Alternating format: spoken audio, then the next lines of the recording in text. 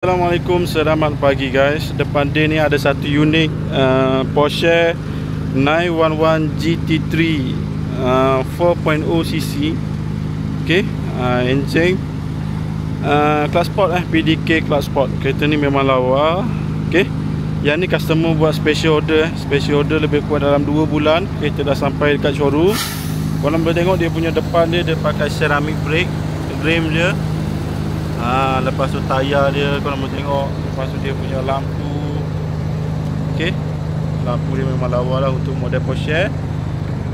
Ni dia punya logo guys. Okay, 911 GT3 memang lawa. Korang boleh tengok sebelah sini dia ada tulis GT3.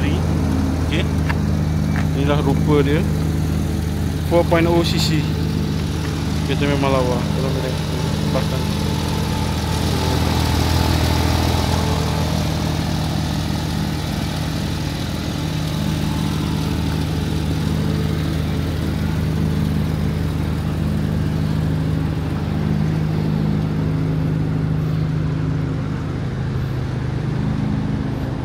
Lampu dia memang smart lah.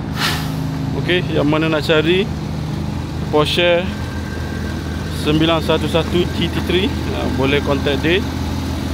Boleh buat appointment, datang je ke showroom guys. Sebab dalam dia nanti kita akan review bahagian dalam dia.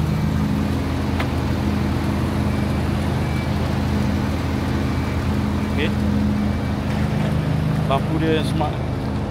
Okay, lampu dengan dia punya design. Dia punya lampu LED. Dia punya lampu atas.